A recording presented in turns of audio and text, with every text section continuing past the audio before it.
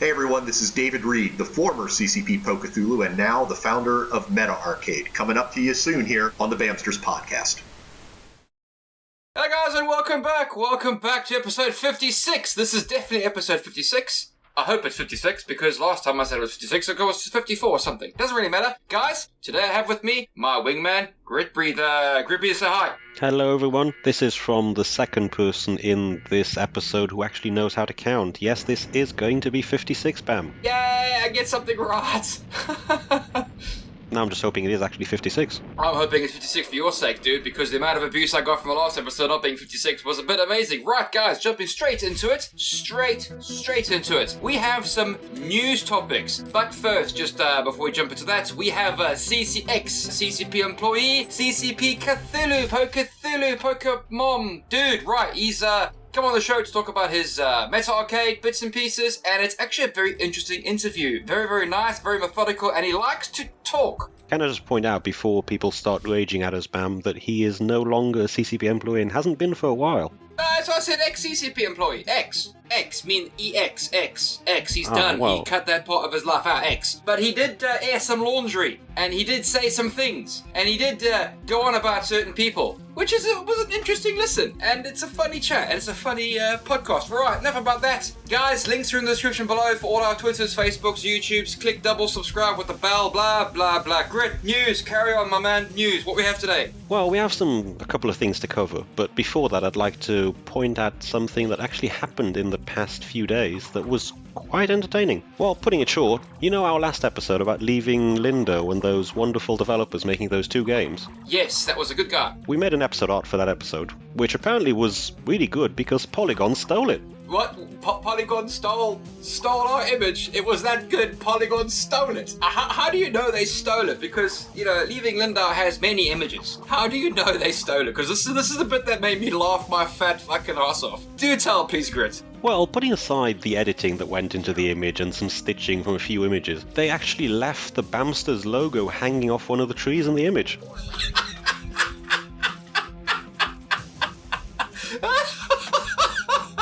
So your image was that good, okay? They didn't know that it was not part of the game because they didn't review the game, perhaps, maybe? Yeah, maybe? And they just stole our image? I find that hard to believe because this was a video which was actually a game review. So it's hard to believe they didn't review it. But apparently my half-assed editing of the image was so good that our BAMMsters logo looked like part of the game. You know, this would have been very much easier if they'd just taken 5 seconds and Google searched. Google is your friend. Google is all our friends. But obviously laziness and complacency and silliness prevailed that time, it looks like, yes. Yeah, well, anyway, they got this first time off because we were caught completely off guard and just asked them to remove it. But next time we might have BAMMsters featured by one of the big ones. Maybe Polygon, maybe GameSpot, maybe who knows. I doubt that very much. That was just funny when I didn't even know about this, to be honest, until like yesterday. And this happened like last week, right? And yeah, I was randomly told that Polygon stole our image, and I'm like, wait, what? That's a thing? Funny. Well, apparently so, yeah. Just remember, if you need any editing done, we are good enough for the big ones to steal us.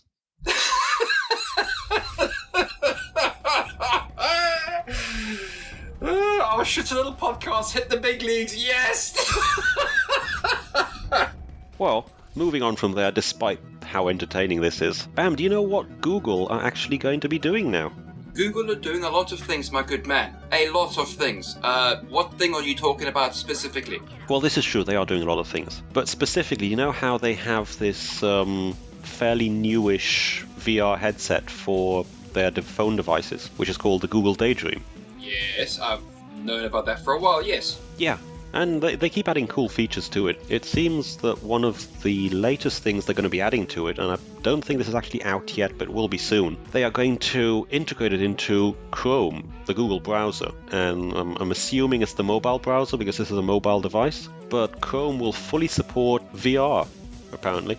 Well, here's the thing. If Google are going to support VR, and they've invested in this, then I really do think, now that Google's here, not Facebook, but Google's here, I think VR is actually going to go places now. Yeah, but the funny thing about this, though, is basically Chrome is a web browser, as most of our listeners should know. If you don't, then how did you even find us? But okay, moving on. It's a browser, and browser shows websites. And I'm not quite sure how websites would look in virtual reality. Pretty much the same they look like now, I guess. Like a window, and you can... You know that scene from Minority Report where he just uses his hands and flips screens away and whatever have you? I reckon it's going to be like that. Are you saying Google actually has 3 psychic people tied to person-sized pools in the basement? But isn't that what Google is? Possibly, I don't know. The report's unconfirmed. I'm pretty sure it is. I mean, that's where they got the idea from. Google's like 3 psychics stuck in a pool with some Matrix-style sort of pipework connected all through their bodies and stuff, and that's how we have the internet. Isn't that what the internet is? I thought that's what it was. Possibly. Anyway, back on topic. For some of our maybe older listeners, this might sound familiar. Back in the late 90s or early 2000s, I don't honestly remember exactly when, there was an attempt to bring virtual reality into websites. Now you might ask yourselves, wait, virtual reality back then, but there weren't any headsets? Well, no, there weren't any headsets. But that didn't stop some websites from developing a format called VRML, Virtual Reality Markup Language, which basically allowed all sorts of people to write virtual reality website experiences. I'm not sure how to refer to them, actually. So we're coming now in 2017 to a place that we've already visited almost 20 years ago. Okay, but perhaps this is where it'll actually succeed, because as I said before earlier, perhaps maybe technology has caught up with the idea. You can actually do it now. Yeah, well, our phones today, even the basic budget ones, are at least twice as strong as maybe the strongest computer you could have bought back then. And we do actually have headsets now, unlike back then, so it might actually work. The bit that always gets me, okay, is that my phone, alright, I can go to the moon on my phone. That's the bit that blows me, and I'm not saying I'm going to jump on my phone and it's going to whisk me away to the fucking moon. I'm saying... No, it might. The computers and stuff... Oh, no, the computers and stuff on the Apollo 12, 11, whatever have you, 11... Whichever one it was, okay. And the rocket system, they had the same computers. All of them. You're fair enough, alright. Has less computing power than my phone. And that just freaking boggles the freaking mind. Boggles the mind that I'm holding something that could essentially take me to the moon. If it's reprogrammed to be done. But yeah, you know what I mean. You know what I'm getting at. Well, you're underestimating this, because the actual way they compare this is that the entire computing power of the Apollo mission, and this is the capsule, not the ground control, has less computing power than a Casio calculator does today. It's not even about a phone. But specifically with your phone, as you insist on keeping your silly Note 7 and not replacing it, it can actually get you to the moon if you sit on it and it explodes. Well, let me tell you a story, my good man. My Note 7, right, is at the bottom of a canal in Newbury. A swan attacked me and I dropped the phone. I walk past it every day on my way to work and it's still fucking there. It's how clear this pond is, this canal is, right? I now have a different phone, and it's a Google phone. So I'm actually quite interested to see what this VR, getting back to topic, bit that Google's doing, to be honest. I'll have a look-see myself and see what it's about. Well, yeah, I'm quite interested to see how that's going to turn out. I'm a bit annoyed with Google for not bundling the Daydream headset into my phone, because I was a launch day buyer of the Google Pixel in the UK. Now, that means I got absolutely diddly squat. The American launch day buyers got a bundled-in Daydream headset, they got all sorts of different payment plans, they got various different subscriptions for free. UK? Well, I just got a phone. That annoyed me. But that's the difference between the two markets here in the UK, or the European markets, and American markets. Americans, they need like all the theatrics behind it. In the UK, when I want a new phone, I go and get a new phone. I don't want a freaking Hawaiian necklace, I don't want a crown, I don't want a cape. In fact, actually, I do want all those things, but, you know, yeah, okay. But you know what I'm getting at? It's the theatrics behind it. They've got to make a big song and dance about it, you know. In the UK, in the European Union, whatever have you, perhaps not so much. Yeah, that's a fairly interesting point. Although I wouldn't mind getting these things for free either. Oh no, me neither. I like free things. Especially the cape and the Hawaiian necklace and maybe a crown. Yes. Yeah. Yeah. Yeah, well, speaking about how special the US is, did you hear about some of these last things that have happened there?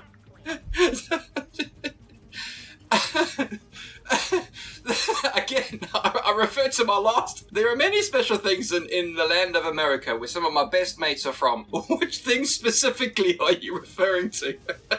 Well, in a slightly more political turn of events now. You know how the new Trump administration is coming out with all sorts of interesting things and well, just lots of interesting things, basically. Well, Very interesting things that I think are a bit silly sometimes. yeah. Well, you mentioned a while ago how some of the things are affecting people you know.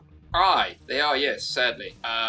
Yes, Donald Trump, this is probably old news, right? And I never thought it would reach this world of ours, this gaming community, this all-inclusive world of awesome that we inhabit. The world of gaming, right? Us escapism hunters, I keep calling ourselves. A couple of weeks ago, last week, whatever have you, he issued a ban that's been fought out to the courts and it's been repealed and whatever have you, saying that these particular 7 countries cannot enter the US. And, okay, fair enough, whatever, politics, whatever. I don't do politics. I don't really have an opinion about politics. I think it's dumb, but that's just me, right? Turns out some of the MLG guys, when I say MLG, I'm talking about Major League Games and some very, very prominent YouTubers, streamers, whatever have you, are being directly affected by this particular ban because they need to make a living. So this ban is having a direct impact on their lifestyle and how they make a living. Now, not to say it's just gamers. Apparently there's also people in America that have, work and live and whatever have you, are either stuck or can't get back in. So it's affecting everybody. And here's me on my little gaming chair, right? It's an old Jaguar seat, by the way, that does work because you power it in. I didn't think it would affect us. I really didn't. But it is. Us gamers are being affected directly. Some of your favorite YouTubers, streamers, MLG players, streamers, whatever have you, are being affected by it. And I really didn't think his silliness could affect my world. And I feel for the gamers and people that are being affected by this. It's not nice. And I offer them my best, really. I can't help you.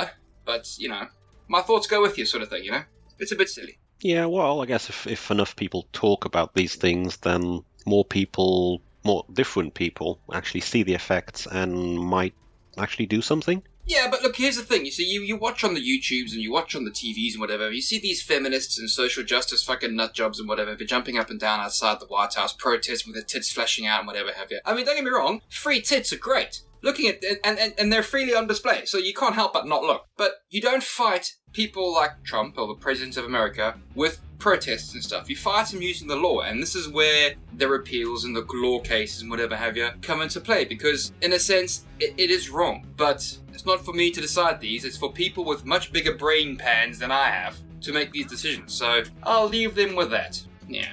Well, yeah, but it is every single free person on the planet's job to point out such things so the smarter people can actually look at them. So keep pointing things out. Keep pointing. Point at a tree. The trees are nice. I love trees. Don't point at trees. It's not polite to point. No, dude. You trees give me bacon. Bacon trees. Dude, they're lovely. Love bacon trees. Yeah. You might want to cut down on your kills. You told me Father Christmas wasn't real. Then Father Christmas is real, right? Bacon trees do exist, and I have one in my back garden that gives me bacon every day. Bacon trees do exist. You might want to check the top of that tree for dead pigs. What? Bacon's meat? No, fuck off. Bacon's it's a vegetable, mate. It's you're eating your daily quotation of your 5-a-day vegetable. I think there are many vegans who would disagree with you there. I'd fuck the vegans, dude. Those guys want to put themselves in a hole. They can put themselves in a hole. I want to be fat and eat bacon because it's a vegetable and a fruit as well. Let's not even go down the vegetable and fruit path, because I disagree with most of the world about things like tomatoes and cucumbers, and people are just idiots. Well, tomato is a fruit. Cucumber is a fruit. Yeah, unless you ask people who think they're vegetables. Because they're idiots. See, I know the difference between fruits and vegetables, you see? And bacon is both. Because it comes from a tree. It's like a nut. But not. But fruity. But not. But vegetable-y. But not. But delicious. But lovely. Well, I don't think nuts are technically fruit. They are their own distinction. They're neither fruits nor vegetables. Although, vegetables we're getting are off topic here. We're getting off topic about bacon, nuts, and fruit and veg, but we will agree to disagree, right? Donald Trump's being an idiot. America's suffering for it. Gamers are being affected directly, and people need to realize that their TV screen is not their world. The world is happening else around them. Us escapism hunters need to actually take note of what's happening in the wider world, because soon you might find the video games you're playing aren't allowed. So that's the point I'm trying to make with the original topic before we got onto the whole bacon is a fruit and a vegetable and as well as a nut. Yeah, let me just point out before we get a takedown notice from the White House. Trump may be an idiot, but it is just BAMM's personal opinion. BAMMsters did not state that officially. Hey, don't tricks my brain with these legal ramblings, yes? Yeah? Opinions are opinions. Actually, I'll rephrase it. Opinions are like arseholes. Everybody's got them. Yeah, takedown orders too. Takedown orders are even more like assholes. I could quote a phrase from Team America: dicks, cunts, and arseholes. But I won't go there just yet. Anyway, guys, that was the new segment for today. We've gone way off topic. We've wasted your time. Now time for the MetaArcade interview that you're all here. From me, BAMM Havoc, much love. I'll see you guys in the interview. Bye! And so long from me. I will be back at a future episode, whenever that might be. So long, and I'll leave you with the wonderful David Reid. David Reid of MetaArcade and formerly of CCP here. And boy, if you want to hear me get abused by BAMM Havoc and Eben, now's your chance, coming right up here on the BAMMsters podcast. Hello guys, and welcome back to this week's interview. Yes guys, we've got David Reid from MetaArcade. But before Eben introduces him, Eben, say hello. Guten Abend. Right, that was short and sweet. Typical Germany, short and very short. Right, I'll introduce David Reid then, if you want to forget it. David, please say hello. Hello everybody. Awesome. David, welcome to the BAMMsters podcast. May the spaghetti flying monster have mercy on your soul, my good man. Please tell me a little bit about yourself. Awesome. Well, thank you kindly for having me. I think a lot of your listeners may remember me in a previous life where I was CCP Pokathulu and spent a lot of time in Shanghai with the Dust team, Iceland with the Eve team. But since leaving CCP, I have started my own company now. And as you said, it's a company called MetaArcade. And the short story on what we are doing is we have built a platform that will allow anyone who can write a story to turn that story into their own adventure game, running on mobile devices and computers without any technical or artistic skills required, and do it for free. And it's it's kind of an idea that I hit upon, as a lot of people who start companies do, trying to solve my own problem where, I've been doing marketing and publishing of lots of great games over my career and have enjoyed that, but always wanted to make my own. Unfortunately, I realized, I'm not technical anymore. I haven't written code in 20 some years, and I've never been an artist worth any level of artistic sense. But I've always written stories as part of being a RPG player and figured, why not work on something that would allow people who do love to write stories to create their own little games doing so. That's the high level story. Oh, right. Awesome. David, please tell me, where are you from? Because I detect a slight amount of Texan in you. Not the Texan. Oh, you're hilarious. Well, I do. I take a little bit of Lone Star action going on there. Am I right or am I wrong? You are correct, and maybe more correct than you might think. So I'm sure some of it comes from just having left San Antonio, Texas, where we were there for PAX South at the show. But I was actually born in San Antonio. My father was in the U.S. Army, and we were living there for a very brief period of time that I don't remember, but spent the bulk of my youth in the Baltimore, Washington area on the East Coast of the U.S., but have been in Texas quite a bit. The birth in San Antonio, as I mentioned, when I was serving in the Army myself, I was in El Paso, Texas. When I worked for NCSoft before going to CCP, I lived in Austin, Texas for a bit, and my family now lives in Dallas. So I've gotten to see a lot of Texas over my life, even though I've never spent a huge amount of time living there other than the time in the military, which also included some time in Saudi Arabia and in Korea. So a lot of travel. Okay, so you're the typical army brat. How did you get into making games?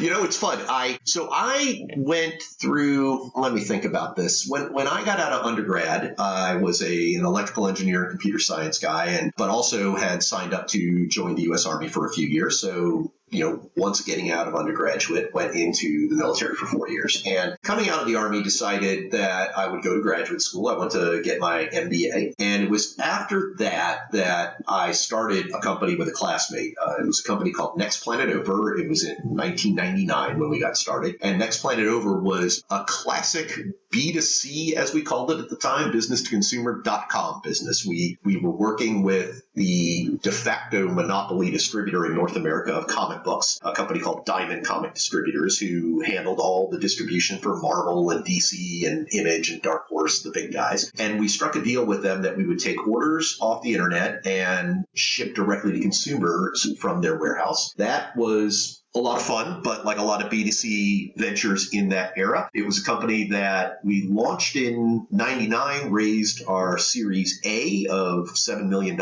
in 2000. We were acquired in 2001 by a company that went bankrupt in 2002. So not an atypical .com story, but it was a business that gave me the sort of taste of really working in the industry, as comic books and CCGs and action figures and things are all very adjacent to video games. After the acquisition, I spent some time at a consulting firm, McKinsey & Company, and then ended up at Microsoft. And originally, when going to Microsoft, I was interviewing with the .NET Server team, if that helps you think about a point in time. But while I was having that discussion with the recruiter, I was like, hey, do you have the ability to get my resume to anybody in games? And the recruiter was like, well, sure. And I said, here, I've written a special one just for the games groups, and ended up getting a job there in the PC Games marketing team. And that's how it began. I kind of ended up in PC Games and in marketing originally, maybe by luck or accident or something like that. It wasn't really a deliberate career path, but I did very much want to work in games, and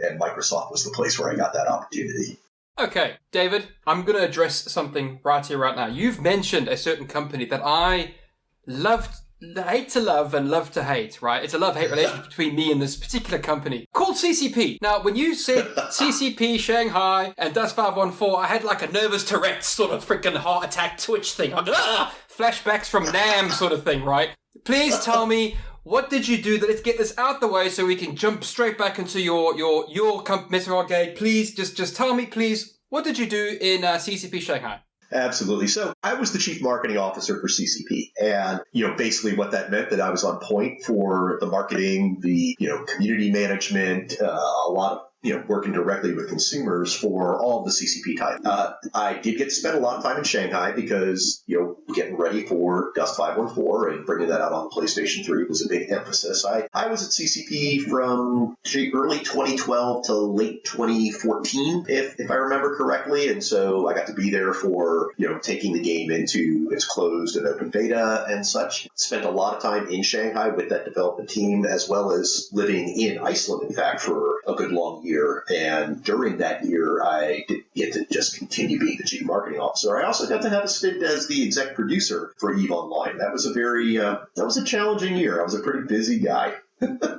Fair enough. Now, please tell me the awesome, the godly Saberwing, affectionately known to me as Chicken Wing. Do you know this gentleman? Because I love that guy. I love him to pieces. Absolutely. Oh, yes, brother! Absolutely. Yeah, and again, it's funny now because so many of us have gone on to different things. But if I remember correctly, I think I last saw him at PAX West in September last year, just a few months ago.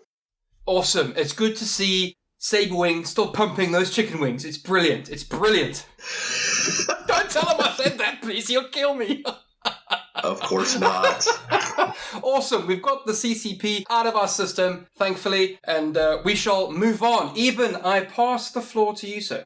So, I just wanted to know, you have been at CCP.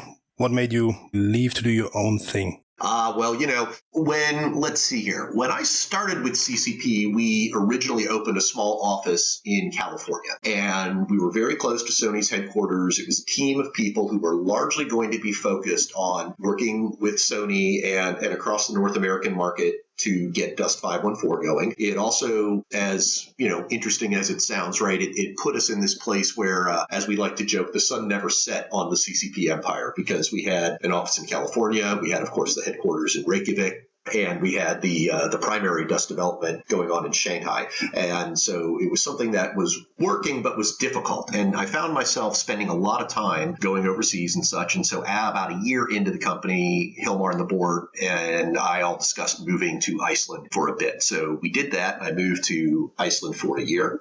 After that year in Iceland, I will tell you, I had a blast at CCP. I just adore working with the community. It's it's a very fun, passionate group of people. It's a game and a game universe unlike anything else, where people really get to build the game and play the game the way they want to. It's just the promise of what CCP has always been doing on a single shard, and the idea of connecting Eve and Dust was just, to me, it was the job of a lifetime. It was absolutely a thrill. A year goes by that, and really ended up being more like a year and a half with me and the family living in Iceland. And what I can tell you, as much as, I love Iceland and loved working there and working at CCP, I was fine. The kids were fine. They were in the Icelandic International School, which is another sort of surreal experience. But for my wife, a little more challenging maybe, didn't speak Icelandic as an expat, different social circles, and wasn't having all the fun I was having, working at CCP and such. So when our year came to a close, it was time to come back home. Now, that meant that once again, I was getting on planes on a regular basis and spending a lot of time in Reykjavik. And it was honestly that first flight back after we had resettled in the Seattle area where we are now. And I got on my flight on Icelandair to go back to Reykjavik, and it was on that flight where I was like, wow, I don't know that I can keep doing this with my family and my kids. And so it really was that more than anything else. And in particular, my kids getting to an age where, we needed to stop moving and I needed to stop being away all the time. So, had that discussion with Hilmar, and as, it was not easy for me to leave. It was very emotionally challenging for me because I don't know that I had ever had as much fun in a job as I'd had there. But, at some point you get to a place where there are other things at play. And so parted as friends and gentlemen and moved on from there.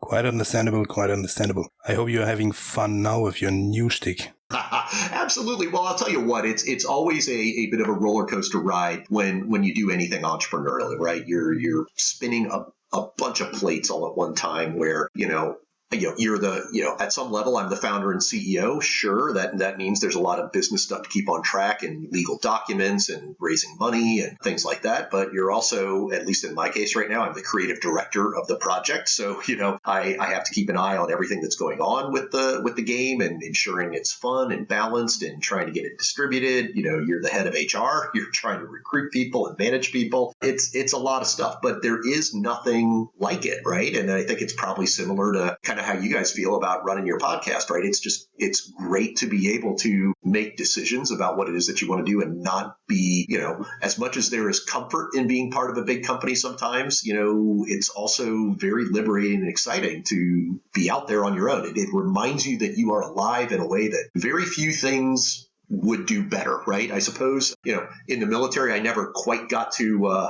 real conflict, but I imagine that would remind you you're alive when there are rounds buzzing over your head and things like that. Running a startup is probably pretty similar to that, just that idea of, that you are able to sleepwalk through it. You are in the way that you can sometimes if you're in a giant company. You're really doing these things on your own, and your decisions are making a huge impact on how things go. There's nothing like it.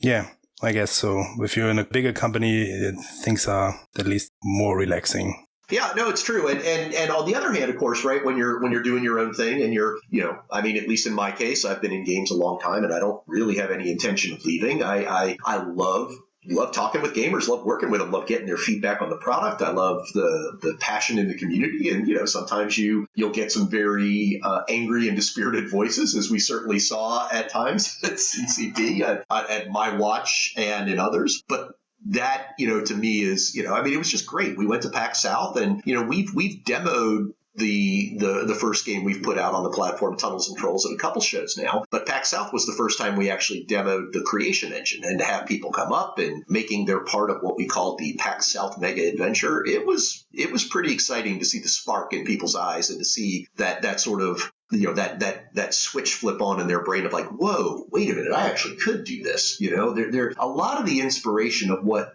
we're trying to do at MetaArcade comes from other content platforms, things like WordPress, right, where anybody can make a website now, and even if they don't have any technical background, Twitch, where, if I've got an internet connection, I can become a streamer, and if I've got an embedded camera in my laptop, I can put myself on stream.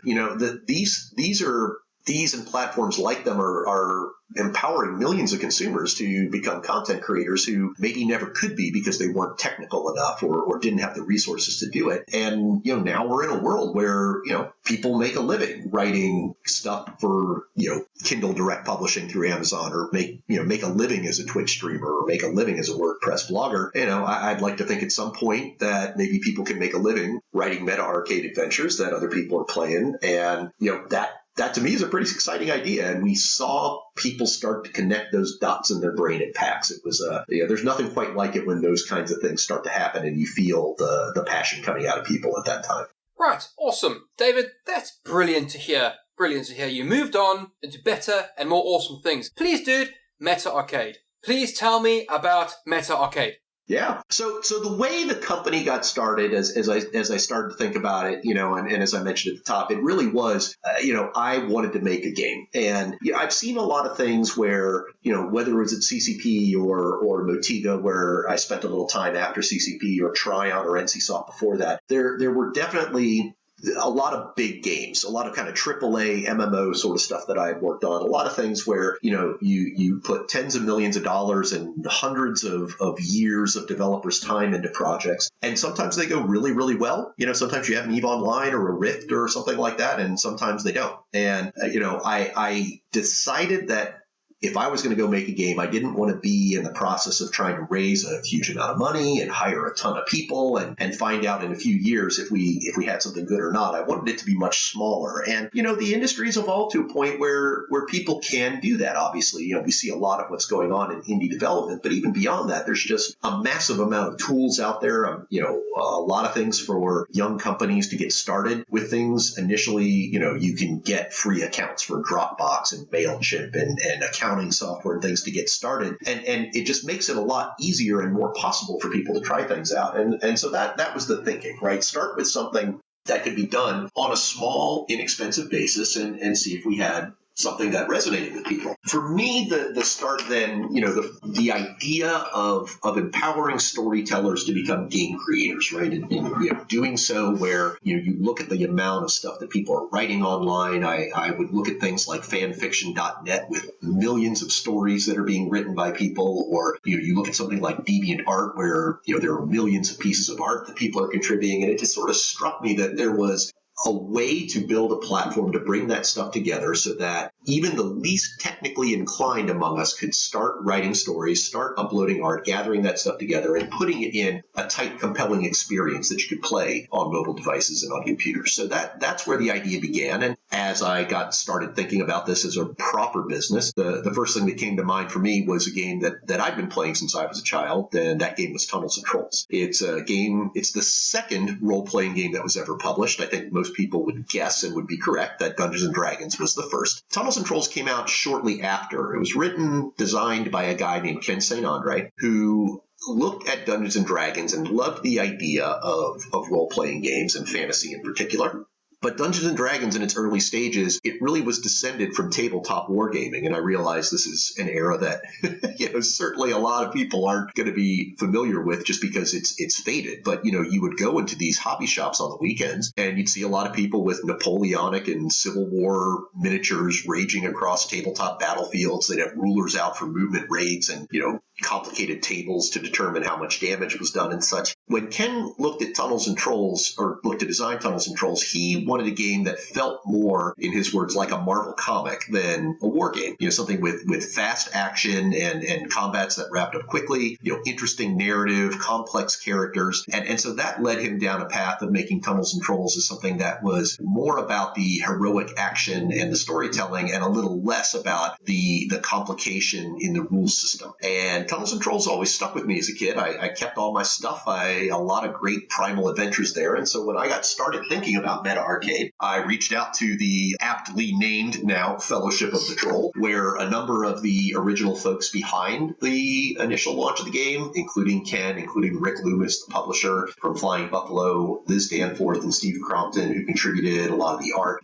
Those folks got back together and had a successful Kickstarter in 2015 for Deluxe Tunnels and Trolls. And that led me to talk with them about, hey, maybe there's a way for us to partner where we can use Tunnels and Trolls as the first game on what becomes the MetaArcade platform. That's how it all got started. And we quickly got a partnership together in Q2 of last year. We, from there, put a prototype together in 10 weeks to bring to Gen Con, demoed the game there, brought it to PAX West about 4 weeks later, and came away with our first Best in Show award for Best Mobile MMO or RPG from MMORPG.com, and felt pretty good about that. And so with that, have kind of redoubled our efforts to get serious about not just bringing out all the Tunnels and Trolls adventures, but also bringing out this platform to allow anybody to make their own adventure. It plays like a WordPress style content management system. Imagine that you're sitting down, you're typing in your text for each room or important moment in the adventure. You browse an archive of art and can pull in a piece of art there. You listen to an archive of audio. We have music tracks, we have sound effects, we have ambient noises. You pull those in, and under the hood, you have the Tunnels and Trolls rules engine, which takes care of mechanics like combat, saving rolls, progression, and such. As a creator, you really only are limited by your narrative thinking. What sort of storytelling do you want to have? And it plays out like a choose your own adventure style book that is a tight, compelling moment-to-moment experience that works well on mobile devices and computers. And so we're off to a really exciting start with this now, but that's kind of how the whole idea came together. Cool. Let's just stay with pen and paper role-playing games. So are you still playing? Do you have a group? What are you playing? Yes. So, to show some of that, I am still active in a Dungeons and Dragons campaign. For people who know D&D well, they'll know that the latest version out is 5th edition. And the group that I'm playing with, the guy who's running it, prefers 3rd edition, and more specifically 3.5. So any other tabletop geeks in the audience will know what we're talking about here, that we're still playing Dungeons and Dragons 3.5. And definitely. So I decided for this campaign I would try out being a cleric. I have learned that maybe cleric's not my best class. It's not. It's all right, But I've always preferred the arcane magic. I've always preferred being a wizard, or wizard thief is really my favorite thing. I love doing that. So I'll probably return back to that. But for now, I'm the cleric, and I've decided that I don't want to just be somebody's healer. I want to be a cleric who, when the undead hear my name, they weep with fear. So I've stacked everything up to be an excellent turner and dispeller and combatant of undead, and not just a healer. Beyond that, Tunnels and Trolls was always for me, a solo adventure experience. That was one of the big innovations in the game, that, the first, even before the Choose Your Own Adventure books came out, Tunnels and Trolls had published the first solo adventures for their game. And so that's something that it's been fun for me to get back into, and not just reading through all the adventures and playing them and reviewing them, but starting to think about, bringing them onto the platform, and that compelling experience of, I've built a persistent character that I can now take through all these adventures. So having a lot of fun with that. When it comes to what I'm doing electronically and such, I'll confess that, and maybe this is showing more of my retro gaming passions and such, but the game I'm spending the most time on these days electronically, and to be clear, I don't have a lot of time for that with everything I'm doing, but I picked up the Skyrim remastered edition for Xbox One, and have been going back into Skyrim and Tamriel on an occasional basis. That's the bulk of what I'm doing, and a bit on mobile as well. I have enjoyed piddling with a bunch of different mobile games. There's a lot of fun stuff out there. I've been playing a lot of really bad chess lately,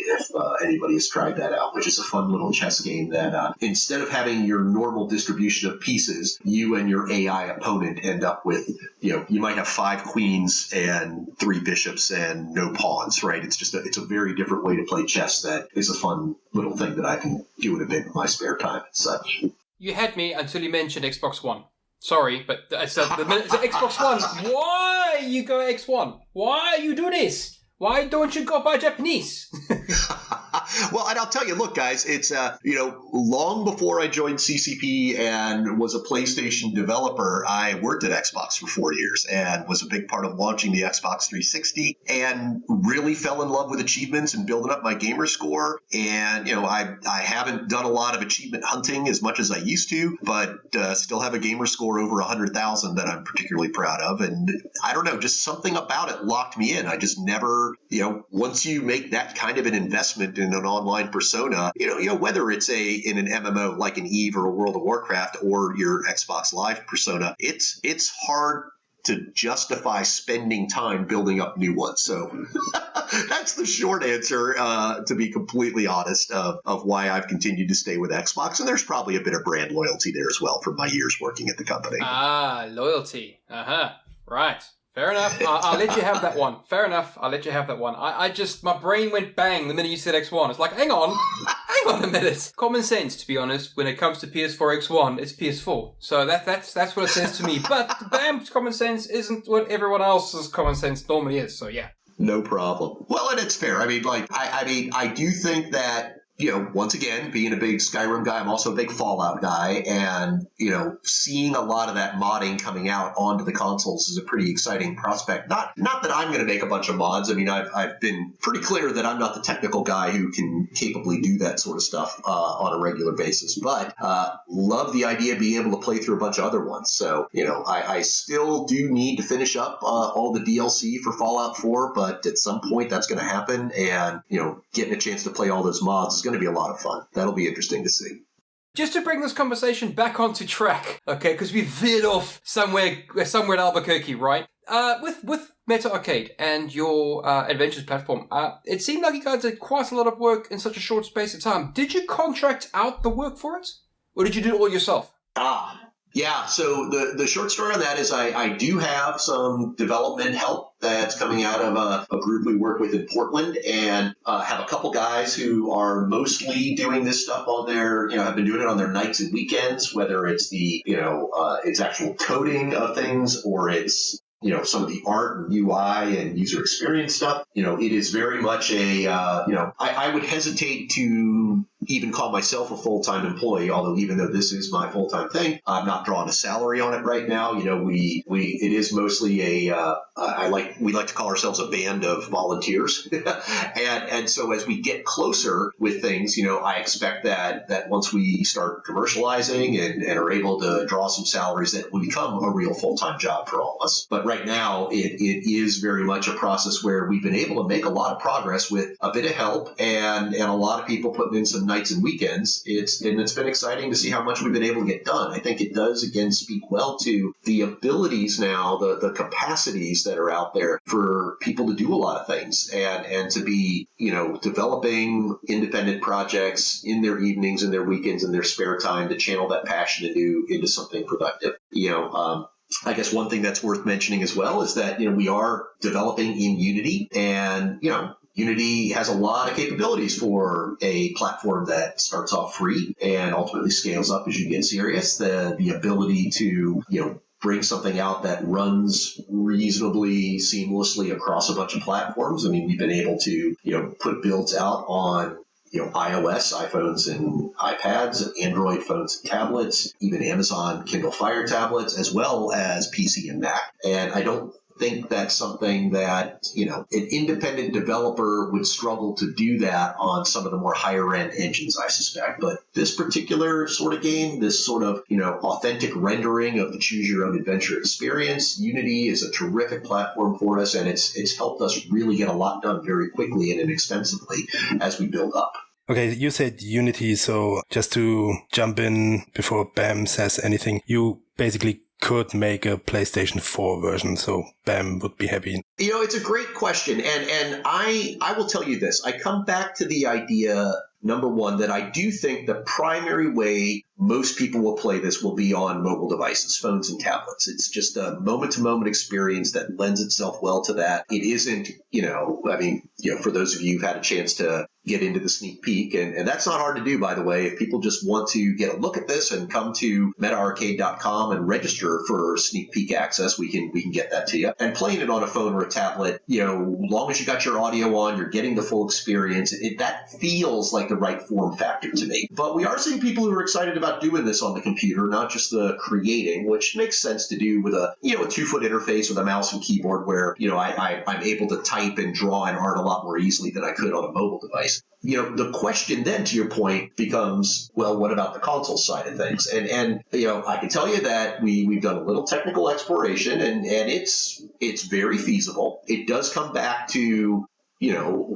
as any independent developer, frankly, any developer period, right? You have to measure your surface area carefully and make sure you're not overextending. You don't want to become a developer that does, a dozen things in a crappy way. You want to do a few things really, really well. I think if we find that, when we kind of harden things and get the build running nicely on mobile and on computers, console's not a hard place to move to from there if there's an audience for it. And I think it does come back to that question of, I will say this, the early experiments we've seen on PC and such, it lends itself better to that than I guess I had initially expected. I don't think console's a terrible idea. And from everything I've seen, we can talk to what I think the monetization model on this is likely to be, which is, it's still something we're working on and talking to the community about. But I do expect it to be a bit of what I'll call a freemium model, right, where there'll be a lot of content that is free, especially as you start thinking about the creation platform and people making adventures for the first time. I think it's best if a lot of people are able to try those things out without having to pay for it. If you're a brand new writer who hasn't been published before, people may be interested in trying your stuff out, but they may be reluctant to pay money for it. And so having a free-to-play model where there's advertising, where there's maybe a virtual currency thing that you can accumulate and ultimately invest more money into to progress, that may be the right way to get started. And the reason I go into that corridor is that free-to-play has been a lot more successful on console than I think anybody expected. That a lot of these games do very, very well. And so I wouldn't rule it out. I wouldn't say it's on our front list of things that we need to pursue, but it absolutely is something that will make sense for us to look at. PlayStation in particular could be interesting, right? To the extent that remote play is still part of their future, the idea that I'm able to play something that's running on my console from a different device elsewhere, that may work out really, really well for people. The idea that I've got my handheld on the bus, when I'm playing this thing that happens to be, running on my PlayStation back at home, it's not a crazy scenario for this sort of a game. That was actually one of the questions I had. How are you planning on monetizing the game or the platform? It's funny because when I started on this, I came into this with, a real passion for Tunnels and Trolls. And it is a game that not just one that I know really well, but a passion for that rules engine that was very, very sort of flexible and yet scalable, right? The core mechanics of combat and saving rolls there are very easy to understand and can scale up very quickly to any level of gameplay, any type of narrative that you can come up with and such. And so in thinking through that, my initial thinking was very much that this would be sort of a model akin to the pen and paper business where you would buy, if you're playing Dungeons and Dragons or Tunnels and Trolls or things like it today, you buy an adventure and you own it and you use it as many times as you want. And I had thought it would be a model like that, whether you were buying it in a hobby shop on pen and paper or downloading a PDF or things like that. Imagine that we would do the same thing. As I started exploring this a little more, and talking with a number of people in the community and in the business about it, started to get a lot of advice that when you start talking about mobile, the advertising business is a very good one because a lot of people are interested in trying things out without putting that upfront purchase. And I think this is true, you see it all over the place in games today now, where I don't think the premium model is going away anytime soon. I mean,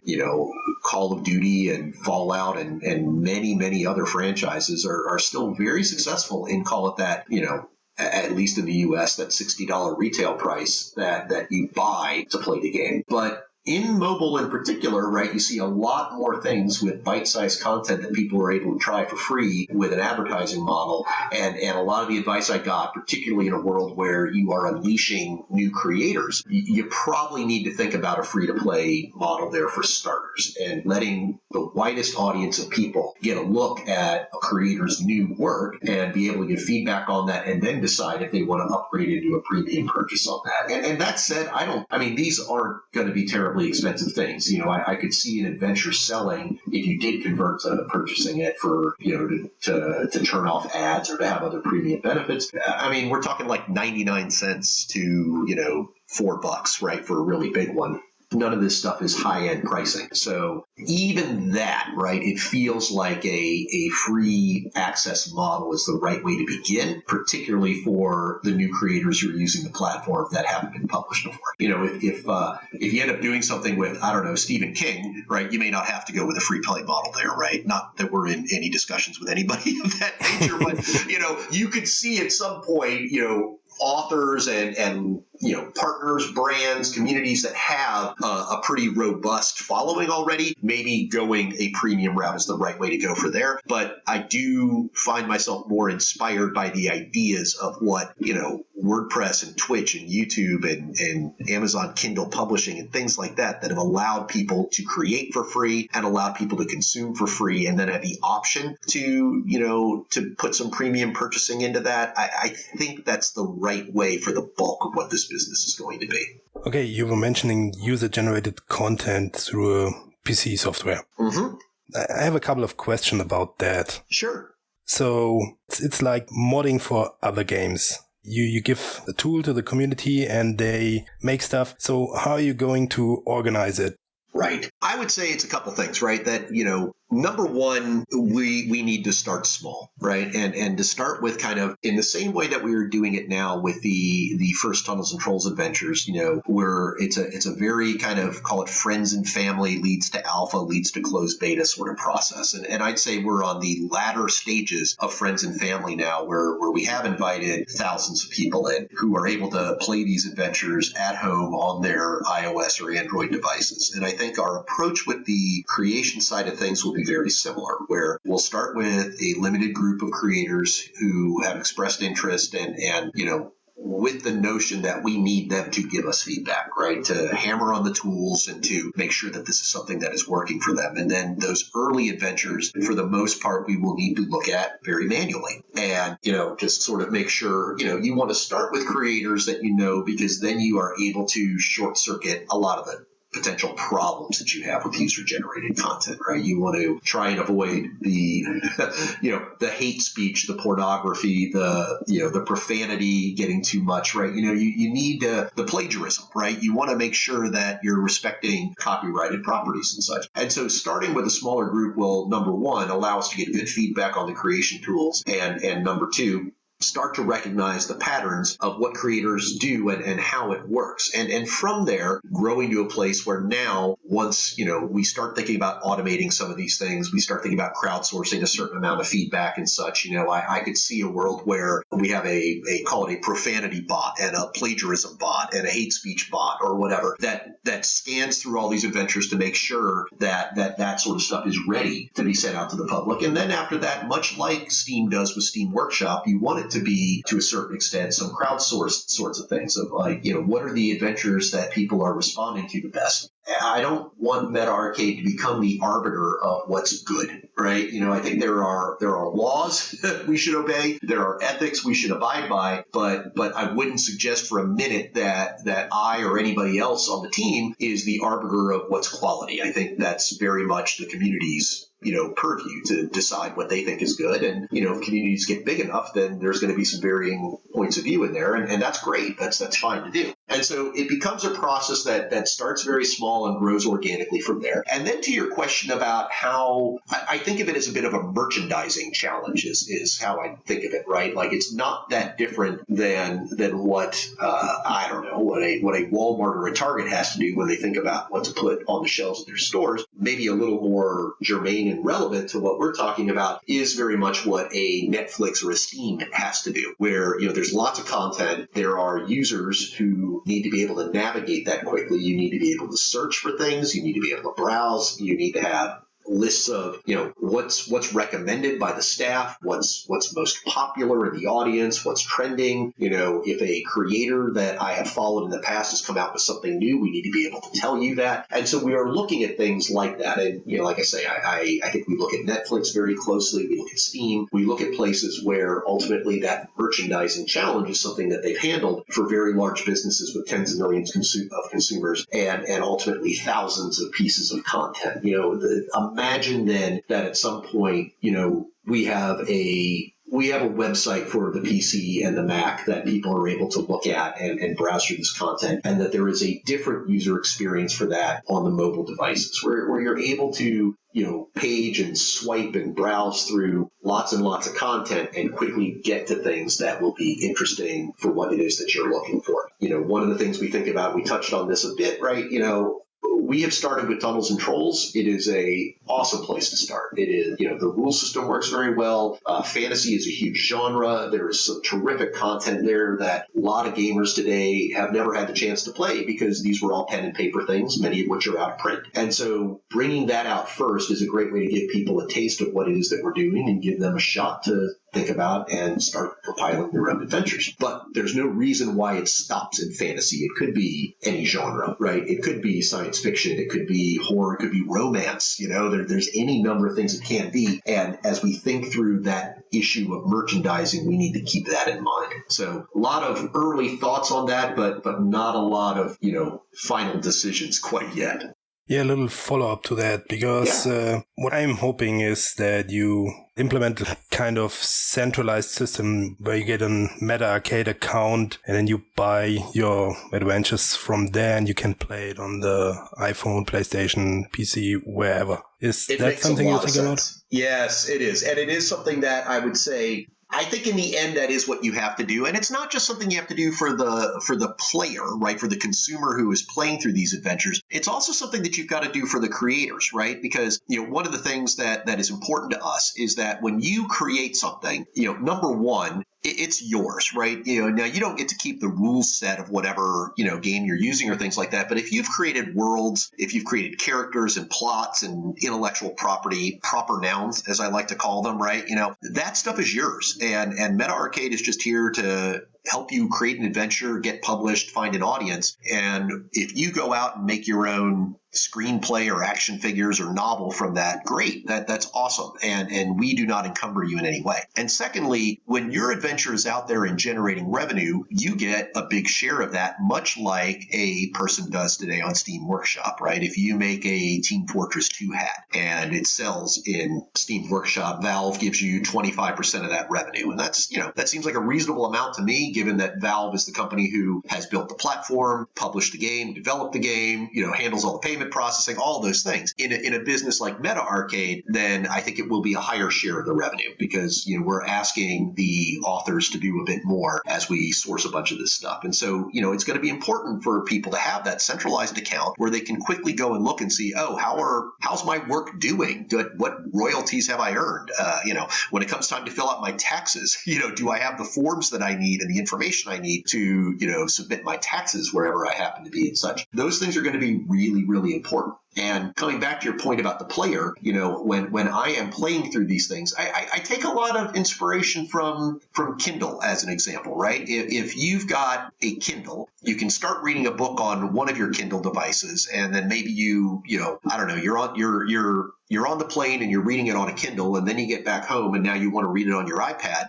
Kindle remembers what page you were on and it remembers what books you were last reading and things like that. This is a similar model, right? It is the sort of thing where, unlike unlike a lot of mobile games that are out there, a lot of those games kind of demand you to pay attention to the clock, right? You get a certain amount of power every hour or what have you. You regenerate action points and things like that. This is intended to be much more like a book reading, a moment-to-moment experience. I mean, yes, you've got a persistent character, you're rolling dice in combat and saving rolls that come across the screen, but you can always pause your adventure, much like you could pause reading a choose-your-own-adventure book or playing a Tunnels and Trolls adventure. Pause, put it down, come back up to where you were. We need to be able to save that information for players. So what we haven't gotten yet is that unified account across all these devices, but we see it coming together. And that is an important part of how this business ultimately works, so that, all of the adventures that you have access to are available on all of the related devices that you have, and that your persistent characters can progress through any of them on any of those devices. Nice.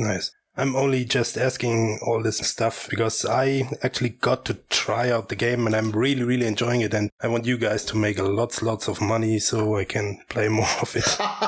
Well, that is awesome to hear. And I do think, I would put it this way, right? The notion of indie development and what we are doing at MetaArcade does begin with sort of like honing in on a core vision. And for me, there were two big pieces to it. One was the idea that as a player, I've got this persistent character that can go through dozens and ultimately hundreds and maybe thousands of adventures, right? As you unleash the ability of the community to create these things and you make it really easy for them to do. People love making stuff about stuff they love. I expect that as a player, we'll have lots and lots of adventures to go through.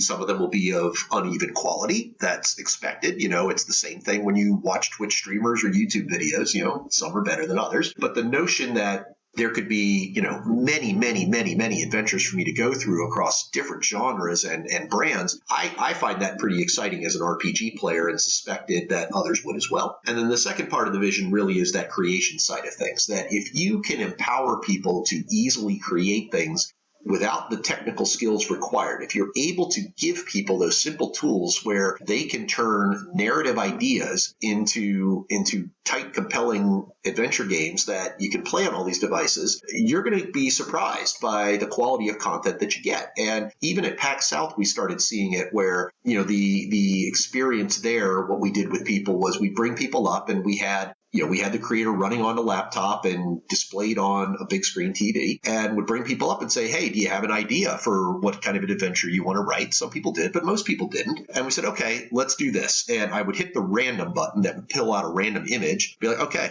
what's happening here? And you'd be surprised, or maybe you wouldn't, right, about how interesting the narratives people were able to create out of just having one piece of art to look at and be like, ooh, I think this is what's going on here, and let's craft the narrative. So sticking to those two big points of the vision, the important thing was to get the early prototype in the hands of RPG players and see how they liked it. And it's just super exciting to hear you say that you're having fun with this experience, because in the end, a lot of what business becomes, and a lot of what, frankly, my career has been over the years, it's been a little farther removed from that early vision and seed of creativity. It's been, for me, a little more about, I joke as I say this, but it's been a bit more about Excel and PowerPoint, right? It's the running the numbers, it's the presentation layer, it's the packaging, it's the advertising, and that's a lot of stuff I like, but those things don't matter if you don't have a concept that appeals to people. And so at this early stage, that's the feedback we need to get, is to hear from people who are getting access to the sneak peek and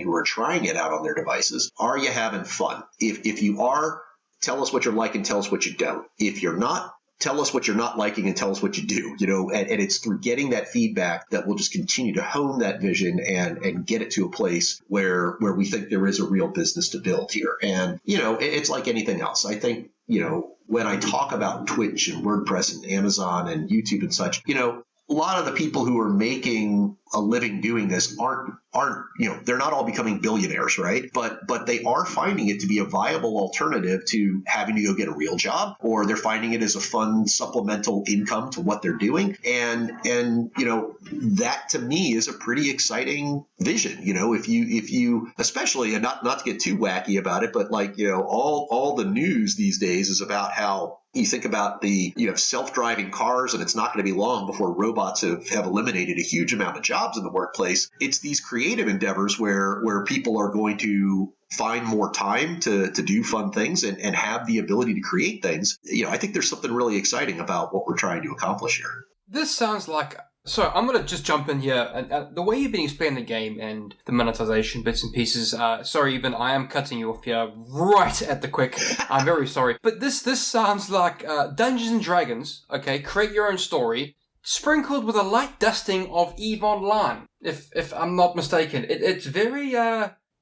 dark almost, because you can make whatever you want. You can play however you want, do whatever you want. To me, it feels very Eve-ish. Am I wrong by saying that? There's an interesting thought there. It's not a way I thought about it, but you're right. I mean, part of what always appealed to me about EVE, about Dust, about CCP was that player-driven universe, right? I always loved that idea from the very beginning, from Murder Incorporated, from the Guiding Hand Social Club, right? Just that notion that these emergent stories are happening in this universe that the development team did not program, right? And as much as I love, as I've said, and I'm as big a Bethesda fanboy as they come, as much as I love Fallout, as much as I love Skyrim, those are stories that have been told, right? And you're merely picking a path through these things. And that's great. And it's awesome entertainment for me. And I'm not going to ever stop doing that. But it's not the same thing as ceding a certain amount of control of the universe over to the players. And this was always, to me, the seed of what made CCP amazing. And you're right. I hadn't really thought about it like that. But the decision to turn over a certain amount of that to the player you're right. It's right at the heart of, I think, in many ways, what made EVE great. All of a sudden, there was nobody who told... Well, let me say it differently. When CCP launched EVE Online, they had some expectations of how things would go, but they didn't put rules in place for how people would behave and such. And obviously a lot of what those interesting headlines have been, over the first decade plus of EVE have been about what players have done that is different from what you do in other games. I think you're on the right track there. I do love that idea of people being able to create their own things and see what they do, because I think they'll surprise you, right? To me, the real magic at some level, look, if MetaArcade is going to become this, multi-billion-dollar company that takes over the world someday, it's not going to be because of anything we on the team did other than empowering people to make fun, interesting, compelling things. There will be, I like to think, someday, right, there will be call it a PewDiePie of MetaArcade, right? Somebody will be our top adventure writer. I don't know who that is, and I don't have to know. I don't have to know what their favorite genre is. I don't have to know kind of like what the tenor of their story is or things like that. I just believe if we put those things out there and let people unleash their creativity, they will surprise you with what they come up with. And, once again, like I say, we're going to abide by laws. We're going to abide by ethics. But beyond that, I don't really want to be in the business of saying what's a good adventure and what's not, because, more often than not, people are wrong about that. The audience is better at picking things they like than the creators themselves oftentimes. And, let's see that happen. I think you're right. You see, I was paying attention. I wasn't just daydreaming about bacon and beer. You see, I was paying attention. Yeah. You see, there we go, Eben. Yeah, for once. Awesome. So we're talking about user-generated content a lot. What I'm really wanted to know, currently you have the Tunnels and Trolls stuff in there, because I don't have any artistic bone in my body. Like I couldn't draw or write or anything like at all. Are you planning on doing stuff with other publishers? Like I would love to see Shadowrun Adventures or Call of Cthulhu. Stuff like that. Well, hang on. Before you answer that, David, let me put this into perspective here. Eben is German. To Eben, a square grey block is the most sexiest thing ever. So is there like a square Minecrafty type section where you can make that type of game for him? Is what he's trying to get at. He's a bit artistically impaired.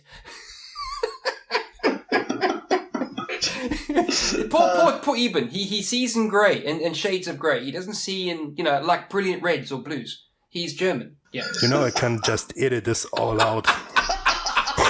You see what I mean? Oh, man. Awesome. I will tell you what, right? Like, the essence of the platform, right? We get questions a lot about things like as an example, when we first started putting this in the hands of people at Gen Con last year, one of the first questions we got was, can I upload my own art for my character? And the answer is going to be yes. We don't have that right now, but why wouldn't we, right? And why wouldn't we find a way to work with artists to upload all kinds of different art and to be able to contribute that to the archive? I mean, right now the archive is, it's Tunnels and Trolls art. It's stuff that has been published over the past 40 years of the game and in various adventures. It's also some new stuff that we have commissioned from Liz Danforth and Steve Crompton, because, I mean, some of the mechanics of making these things, it's really a lot of fun. If you think about a choose your own adventure book, you would see a page of art, a page of text, and a couple of choices of where you want to go. So in an early Tunnels and Trolls adventure, similar thing, where on an average page of an adventure, there are 4 or 5 paragraphs, and maybe there's one piece of art. And some pieces of art work across a number of paragraphs, but there was a lot of art that needed to be done that did not, there just weren't illustrations for some of these things. And sometimes we would comb through the archives and find a good piece of art, and sometimes we'd have to commission a new one. And that got us into the thinking of how people can contribute their art to this process. In the same way that a storyteller can write the narrative, pull in the art, pull in the audio, and compile something that can now be published, on the App Store, Google Play, Steam for computers and such, and get revenue from that if people generate revenue playing their adventure, why couldn't we do the same thing with artists and have people contributing all kinds of different art? Why couldn't we do the same thing with audio? And there may be different ways to do all of that, but it, again, is that community-fueled process of bringing all that stuff in. And beyond that, like you say, there are different ways to think about working with different intellectual properties, right?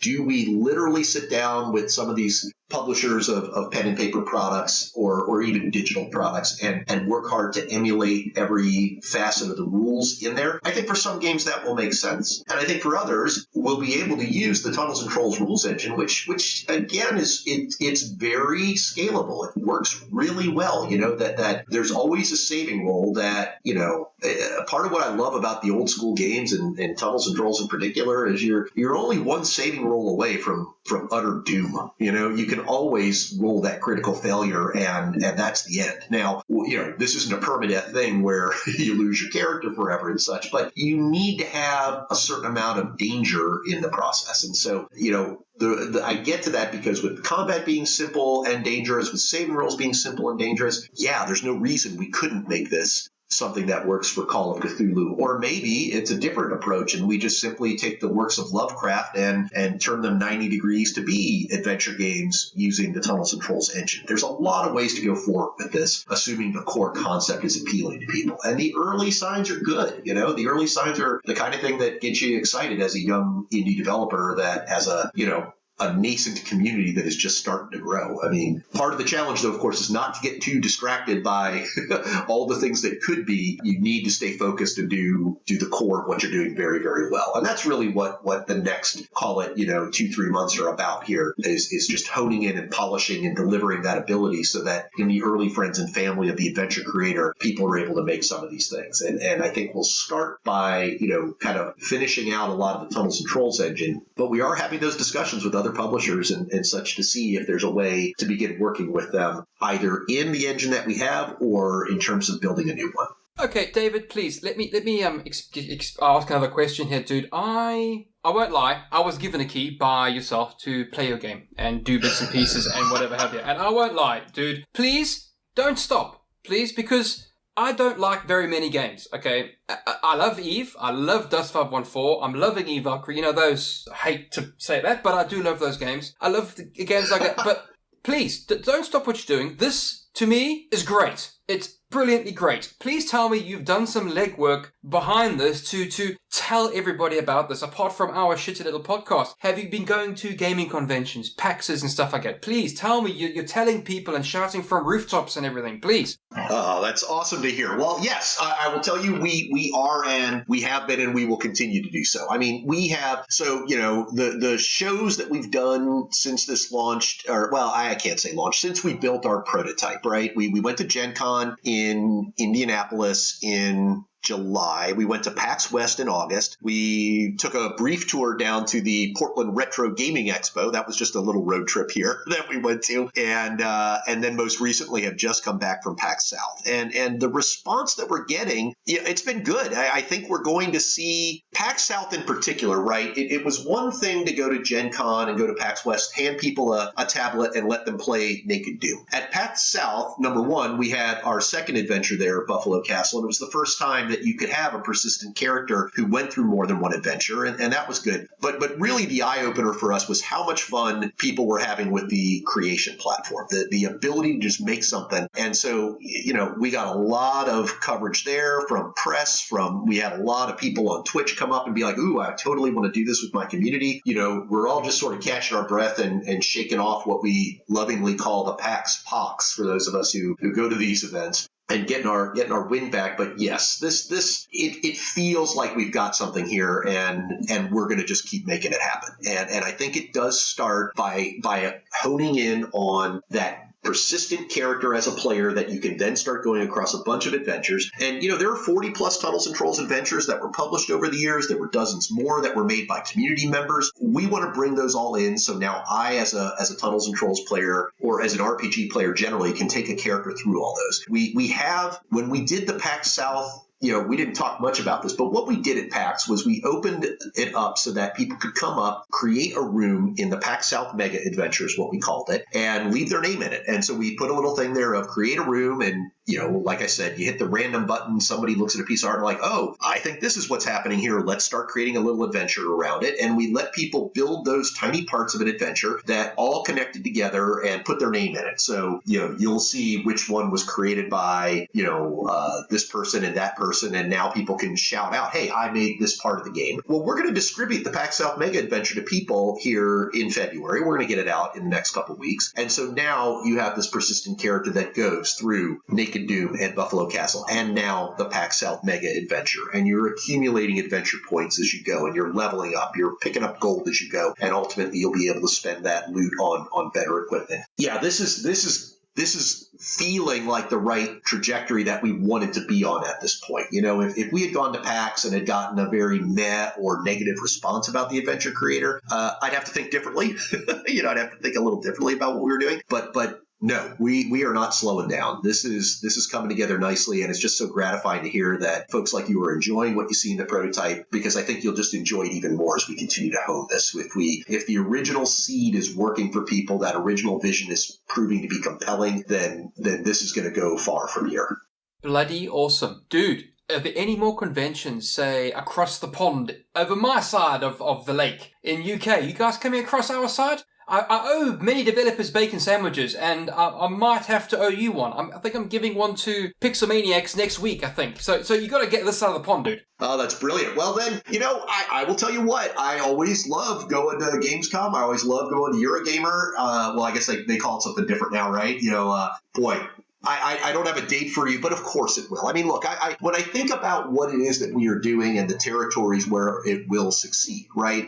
This experience of storytelling in RPGs, it is a bit of a Western thing, right? A lot of us grew up with Dungeons and Dragons, with Tunnels and Trolls, with, just go on and on, with Traveller, with Shadowrun, with, just so many systems where we are used to playing at a tabletop with somebody who wrote an adventure and is now running that game for us, right? And so a lot of us have that basic urge to create more adventures and storytelling, and that is very much a thing that I think, I think at some point we have a business that works in the Eastern territories in Asia, but really in the beginning, this is a North American and European business, right? Because that's the audience of people that has been playing these pen and paper RPGs and it's not that, I don't want to trade on the nostalgia too much. I think that helps people get excited about it if they're familiar with those games. But these are the people who grew up writing stories and creating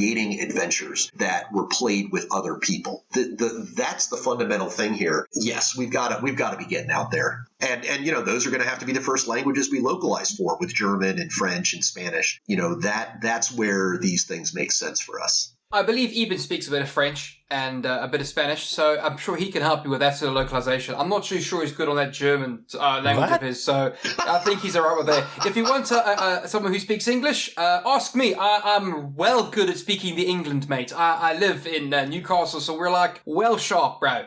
Brav. Very good. Yes, well, as many folks in the UK would tell you, we Americans maybe aren't as good at English as we'd like to pretend yes, we are. I've heard this before. We've got American English down, but it's not necessarily the king and queen's English, right? True. I was told the same thing. Not sure by who, but anyway, David, this is great. We've learned a bit about you, learned a bit about your game, learned a bit about the history, where you're going, monetization. Eben, he likes grey. We've learned about that as well. Happy days. One more question I would like Eben to ask you. Now, normally I've contractually signed someone to ask this question, a guy called G-Talk, and he's contractually obligated, I can't speak today. Section 3, paragraph 12, article 15, he has got to ask this particular question, Bacon and Beer. Since G-Talk isn't here, I've got to palm it off to Eben. So, Eben, if you would please do the honours, sir. Ask Mr. David Reid what he would like. Okay, because you're forcing me to do this, I will not ask this question, I will ask a different one. What kind of bacon do you like, and what kind of whiskey do you like with your bacon? Because I don't like beer. Okay, good. Well, that we agree passionately on that front. I will not say no to beer. I enjoy it, but I am a whiskey man, and in particular, I'm a Scotch man. And as well as that, what has happened here in the U.S. in recent years is I would say a growth of American single malt whiskeys. And so they are not Scotches because they're not made in Scotland, so you can't call them that. But they are the closest thing that one could make in America to that. And so my favorite thing on that front, I have become very fond of a Seattle-based distiller actually called Westland that makes an American single malt whiskey that is rounded with some chocolate malt. And there's just something awesome about it. But boy, I could talk about Scotch and whiskey for a long time. I am a big fan. And in fact, this is a habit that I really got into while living in Iceland and working there with CCP because, Iceland is a nation where almost everything is an import, and a lot of those imports come with some steep tariffs. And so I got into a habit of every time I flew into the Keflavik airport, I would pick up a bottle of whiskey, and, it became a bottle of Scotch every time that I would share with my colleagues at the company, and became a very big fan of Lefroy, a very big fan of Macallan and Glenlivet, and these things have served me well over the years as a real connoisseur of things. So I do tend to be more of a PD Scotch guy, and so I think if I were to say what's my go-to day-to-day Scotch, it would probably be the Lefroy 10. Is sort of where, if it's just having a little nightcap before going to bed, that's where I'd be. The bacon story, I will tell you, is a little more interesting for me. I'm trying to think. It has been about 20 years since I have actually eaten meat. I don't eat pork. I don't eat beef. I have recently started eating poultry again, and I've been eating fish for quite a long time. And so I will tell you that actually it was in San Antonio where I had the first piece of bacon at a restaurant that I've had in years, and it was turkey bacon. And because it was a poultry thing, and, I've always been a breakfast guy, and I love bacon, and, I would get a bunch of soy bacon things that probably would appall any good meat-eating person, but I found it good. But having turkey bacon again, that was a good thing. So, if I had to then make a specific order, then, let's get some turkey bacon and a Lefroy 10. How's that? Is that a good answer? As good as I can come up with? No, it's the best answer because soy bacon gave BAMM a stroke. I didn't know turkey grew bacon. I need to go and investigate this. Wife! Turkeys grow bacon, wife! We need to go have a look at this turkey bacon, wife. Excellent. I really get the local whiskey stuff. We have really nice distilleries in Bavaria. I'm from Bavaria. And I've had Swiss whiskey, I had Japanese whiskey, and really good stuff out there.